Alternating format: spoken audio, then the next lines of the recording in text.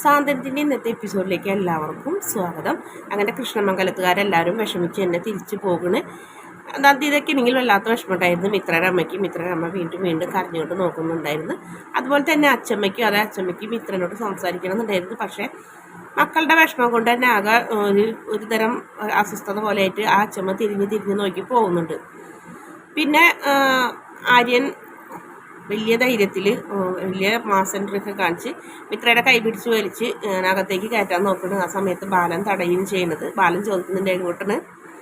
രണ്ട് വീട്ടുകാരെ വിഷമിപ്പിച്ച് ഓരോന്ന് ചെയ്തിട്ട് ഇപ്പം നീ എവിടേക്ക് കയറി വരുന്നതെന്നൊക്കെ ചോദിക്കുന്നുണ്ട്.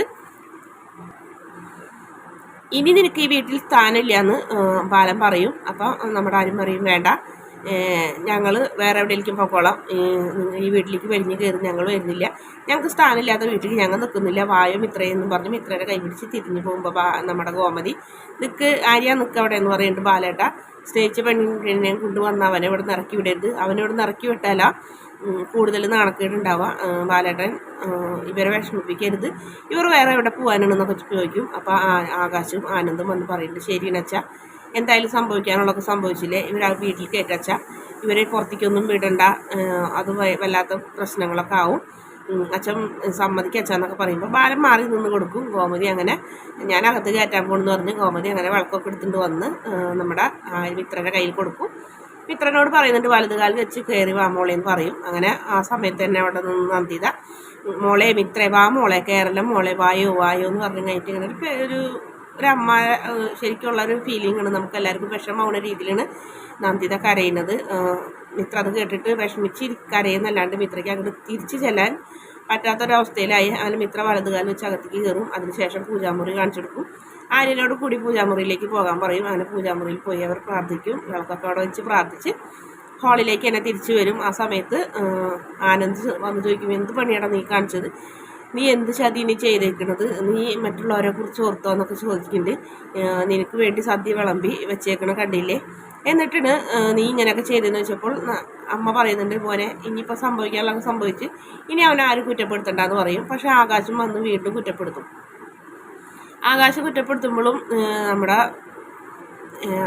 അമ്മ സമ്മതിക്കുന്നില്ല. അമ്മയ്ക്കറിയാലോ അമ്മ കാരണം ആര്യൻ ഇതൊക്കെ ചെയ്തിരുന്നത് കൊണ്ട് തന്നെ മോനെ ആനന്ദിനോട് പറഞ്ഞു തന്നെ എനിക്ക് നിന്നോടും പറയാനുള്ളൂ, എല്ലാം സംഭവിച്ചു പോയി, ഇനി ഒന്നും പറഞ്ഞിട്ട് കാര്യമില്ല, ഇനി അവനെ ആരും കുറ്റപ്പെടുത്തേണ്ട, അവർ വിഷമിച്ചിരിക്കും എന്നൊക്കെ പറയും.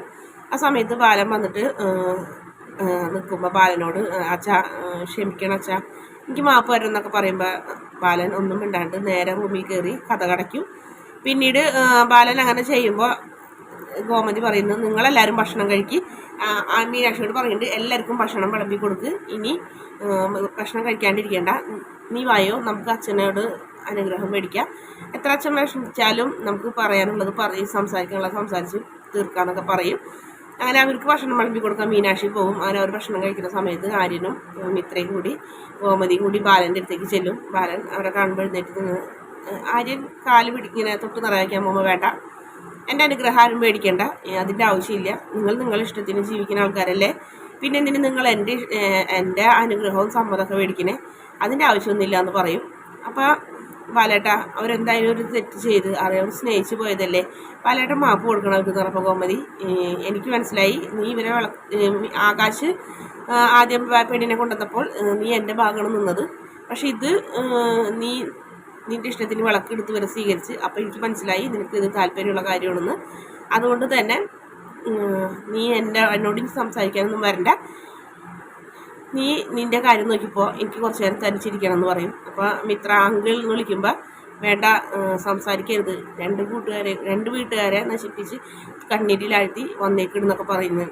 മിത്രയ്ക്ക് പേടിയാവുണ്ടാവും ബാലേട്ടാന്ന് പറഞ്ഞപ്പോൾ, പേടിയോ മിത്രയ്ക്കോ, രാത്രി വീട്ടിലെ സ്വർണ്ണോട് തിങ്ങായിട്ട് മറ്റൊരാളിൻ്റെ കൂടെ പോയ മിത്രയ്ക്ക് ഇവർക്ക് എന്ത് പേടി, ഇവരെ ഞാനാണ് ഇപ്പോൾ ശരിക്കും പേടിക്കേണ്ടത്, ഇവനെ ഞാൻ കൂട്ടിലിട്ട് വളർത്തിയ പോലെ ചെയ്തില്ലേ, എൻ്റെ ഇഷ്ടം ഇവൻ്റെ മേലടിച്ചേൽപ്പിക്കാൻ നോക്കിയില്ലേ, അതൊക്കെ വല്ലാത്ത മോശമായ കാര്യമായിരുന്നു ഇപ്പം എനിക്ക് തോന്നുന്നത്, ഇവരെ ഞാൻ അങ്ങനെയൊന്നും ചെയ്യാൻ പാടില്ലായിരുന്നു, ഇവരങ്ങനെ വളർത്താൻ പാടില്ലായിരുന്നു, അതിന് നിങ്ങളൊരു കാര്യം ചെയ്യണം, നിങ്ങൾ എനിക്ക് മാപ്പ് തരണം എന്ന് പറഞ്ഞ് ബാലൻ കരഞ്ഞുകൊണ്ട് ആദ്യം തിരിഞ്ഞു നിന്ന് തൊഴും. പിന്നീട് ആര്യൻ്റെ മുഖത്തേക്ക് നോക്കി നിന്ന് തൊഴുന്നുണ്ട്. നീ എനിക്ക് മാപ്പ് തരണം, എൻ്റെ ഇഷ്ടം നിങ്ങളുടെ മേലടിച്ചേൽപ്പിക്കാൻ നോക്കിയത്, നിങ്ങളിപ്പോൾ ഞാൻ ഈ വീട്ടിലെല്ലാം ആരൊക്കെയാണെന്നുള്ളൊരു തോന്നൽ എനിക്കുണ്ടായിരുന്നു, അതൊക്കെ കഴിഞ്ഞു, അതുമാത്രമല്ല നിങ്ങളുടെ ഇഷ്ടത്തിന് നിൻ്റെ ചേട്ടൻ ആദ്യം എനിക്ക് ഒരടി തന്നു, ഇപ്പം നീയും സന്തോഷമായി, ഇനി നിങ്ങളെ കാര്യത്തിൽ ഞാൻ ഇടപെടില്ല. ഗോമതി ഇവരെ കൊണ്ട് പുറത്തേക്കുമ്പോൾ എനിക്കിവിടെ തനിച്ചിരിക്കണം എന്ന് പറയും. ബാലൻ അവർ 3 പേരെയും കൂടി അങ്ങനെ പുറത്തേക്ക് നിർബന്ധമായിട്ട് പറഞ്ഞയക്കും. എന്നിട്ട് അച്ഛൻ എന്നാൽ തനിച്ചിരുന്നോട്ടെ ബായോ നമുക്ക് പോകാമെന്ന് പറഞ്ഞ് ആര്യം പോകും, കൂടെ മിത്രയും പോകും, ഗോമതി പോകും. അങ്ങനെ ബാലൻ വീണ്ടും വാതിലൊക്കെ അടയ്ക്കുന്നുണ്ട്. പിന്നെ കാണിക്കുന്നത് കൃഷ്ണമംഗലത്ത് എല്ലാവരും കൂടെ വിഷമിച്ചിരിക്കുന്ന സമയത്ത് തന്നെ അലോക് പറയുന്നുണ്ട്, നാണക്കേടായി, ഇവള് ആരെ കൂടെ പോയാലും എനിക്ക് ഇത്രയ്ക്ക് വിഷമം ഉണ്ടാവില്ലായിരുന്നു, അവൻ്റെ കൂടെ പോയി.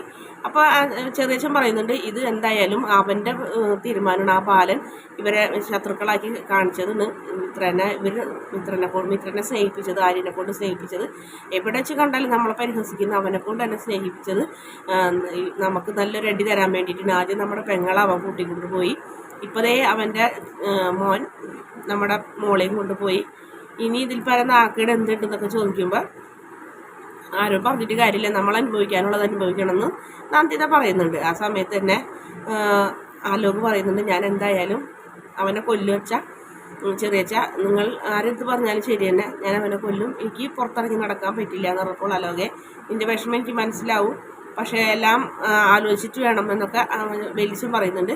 വെലിച്ചൻ എന്തിങ്ങനെ തണുത്ത രീതിയിൽ സംസാരിക്കുന്നത്, വെലിച്ചന് ഇതൊക്കെ ചൂടൊക്കെ പോയോ എന്നൊക്കെ ചോദിച്ചാൽ അലോക് പൊട്ടിത്തെറിക്കുന്ന ഒരു ഭാഗം കാണിക്കുന്നുണ്ട്. പിന്നെ കാണിക്കുന്നത് ദേവമംഗലമാണ്. ദേവമംഗലത്ത് ആര്യനെ പിടിച്ചു വലിച്ച് കൊണ്ടുപോവുകയാണ് ചെയ്യുന്നത് നമ്മുടെ മാമൻ. എടാ സത്യം പറ, എന്താ സംഭവിച്ചത്?